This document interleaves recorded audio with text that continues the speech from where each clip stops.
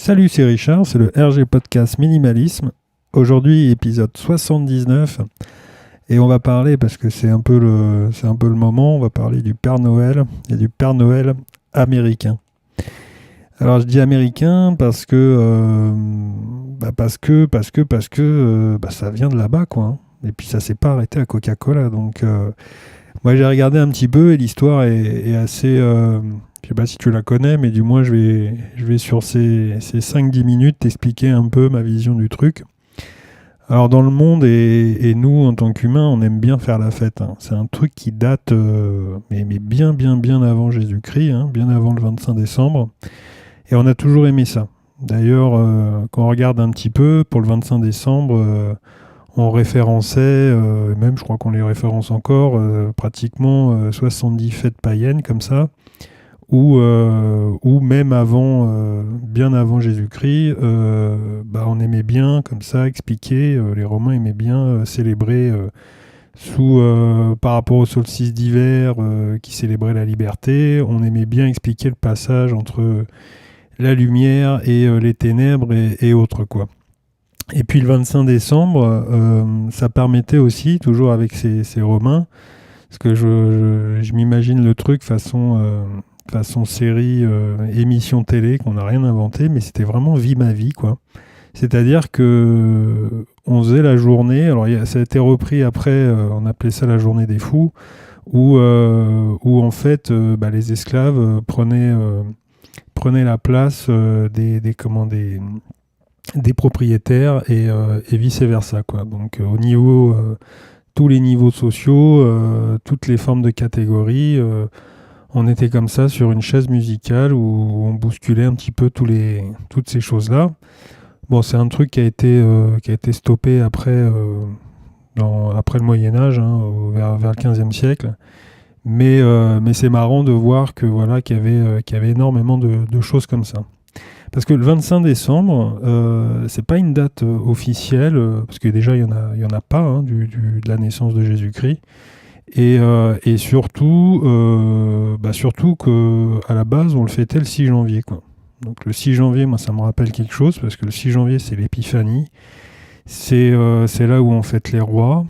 Et moi pour ma part je suis né le 4 et franchement la frangipane, c'est jamais passé, quoi. Bon, alors maintenant, depuis quelques années, on a fait des efforts, hein, on a foutu du chocolat, de la pomme, de la poire, tout ce qu'on veut, etc. Mais les premiers temps, longue existence, franchement, c'était vraiment pas mon truc. Et je rêvais que d'autre chose, c'est d'un autre gâteau. Mais comme j'étais dans ce moment-là, on faisait une pierre deux coups, quoi. Non, mais bon, je suis pas à plaindre. Ouais, donc jusqu'à un certain moment, on a donc jusqu'au 4e siècle, hein, puis à un moment donné, tu as un pape qui s'est décidé à dire bon bah voilà, maintenant j'indique à tout le monde que le 25 décembre, ça sera le jour de la naissance du Christ, comme ça, circuler, il n'y a plus rien à voir, quoi. Alors Noël dans ce rôle, enfin dans tout ce truc-là, et surtout le Père Noël. Bon, à la base, il est devenu rouge, alors on sait par rapport à la pub, hein, par rapport à Coca, parce que on lui donnait ça lui permettait d'avoir des forces pour pouvoir distribuer tous ces paquets et autres dans le monde entier. Et puis à l'origine, c'est Saint-Nicolas, quoi.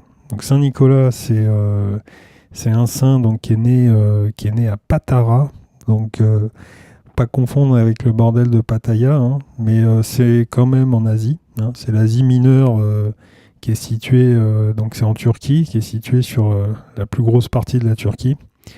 Donc lui, il est né. Alors ce qui est marrant, c'est que voilà, bon, protecteur des enfants, des pauvres, des malheureux. On le fête le 6 décembre. Ça célèbre donc une fête commerçante. Et puis, comment il était vêtu, ça ressemblait quand même à un Père Noël, parce que barbe blanche, grande cape, un manteau rouge. Donc, ouais, ça colle, quoi. Et puis, comme les Hollandais pratiquaient aussi et autres, on a l'immigration des Hollandais là, vers les États-Unis, vers l'Amérique du moins. par la ville d'Amsterdam, enfin New Amsterdam, qui est devenu après New York. Ils ont emporté Saint-Nicolas avec eux, quoi. Ils ont emporté Saint-Nicolas, alors ça se nommait Santa Claus, et puis c'est devenu Santa Claus, quoi. Et à New York, parce que New Amsterdam, New York est devenu, a été nommé comme ça. C'est marrant parce que quand tu regardes New York, je crois que New York, la date de rebaptisation de la ville, c'est comme la bière. C'est 1664. Si tu veux un truc mémotechnique, je fais une parenthèse, hein. Mais ouais, donc c'est ça. New York, c'est 1664, et puis York, c'est en hommage au duc de York, là, le frère du roi d'Angleterre. Donc ils ont remis ça au goût. Mais bon, bref. Donc, ah ouais, fin du 19e siècle, là, vers 1880 et quelques, on parle, il y a une nouvelle comme ça qui est parue dans le New York Times, où on parle effectivement de 9 reines et d'un traîneau avec un personnage qui driverait tout ça, et puis qui irait de maison en maison distribuer quelques cadeaux grâce à sa tribu de lutins, quoi. Donc on est dans l'imaginaire avec des choses comme ça qui datent quand même, mais c'est assez jeune. Voilà, c'est ça que je voulais dire, c'est que c'est quand même assez jeune, et que c'est après c'est très bien relancé, quoi. Romancé, pardon. Relancé, c'est autre chose. Donc du coup, les textes c'est sympa, hein, mais Instagram, ils ont rien inventé dans l'histoire, hein. Donc fallait faire une image un peu sympathique de ce personnage-là. Et après cette nouvelle, 30 ans après, on a, toujours dans le New York Times, hein, on lui dessine ses premiers traits. Donc ouais, bien portant, quelqu'un qui est un bon vivant, quoi. Et puis on lui colle comme ça une factory, là, une usine façon John Ford, là, et puis un endroit désertique, hein, parce qu'il faut surtout pas aller vérifier. Donc on le fout comme ça au pôle Nord, en lui disant que voilà, c'est sa place, c'est là-bas que ça se passe. Et puis c'est assez pratique, hein, je pense, pour garder les bûches au frais, quoi. Et qu'est-ce qui se passe après? Après, donc Coca en 31 lui redessine ses habits en lui mettant du rouge par rapport à une pub, je te dis, en disant voilà, faut qu'il reprenne des forces, donc bois un peu de Coca, ça ira mieux. Et puis on lui rajoute un 9e renne, parce qu'il en avait 8, hein, c'était déjà pas mal, mais on lui dit tiens, on va remettre un 9e renne, et celui-là, on va lui coller un nez rouge pour éclairer le chemin, quoi. Donc ça, c'est 8-9 ans après la première pub de Coca.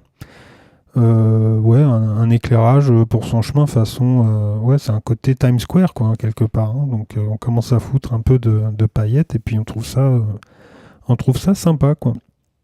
Donc, parce qu'en plus, les rennes, tout ça, ça fait vraiment beau, bel attelage. Quand tu vois que Saint-Nicolas était plutôt à Dodane, donc on est loin du super bobsleigh de compétition, quoi. Donc voilà, l'histoire, elle est assez simple. C'est une histoire un peu romancée sur des faits qui correspondent à des moments d'histoire et de pratique. Le personnage du Père Noël, le personnage déclaré, ça déclare quand même un moment assez unique, hein. Ça permet de faire les fous, hein. Quelque part, ça reprend un peu ce qu'on faisait au Moyen-Âge et bien avant. Et puis d'inverser un peu les pôles, de veiller, de vivre de vie, pardon. Et puis des moments comme ça entre personnes, entre familles et amis, quoi.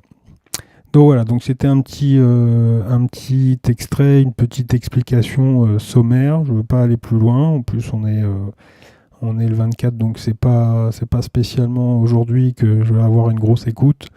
Donc on se retrouve demain pour la validation, enfin pas la validation, pardon, pour la présentation de l'objet. Et puis moi je te souhaite un bon réveillon et je te dis à demain. Salut!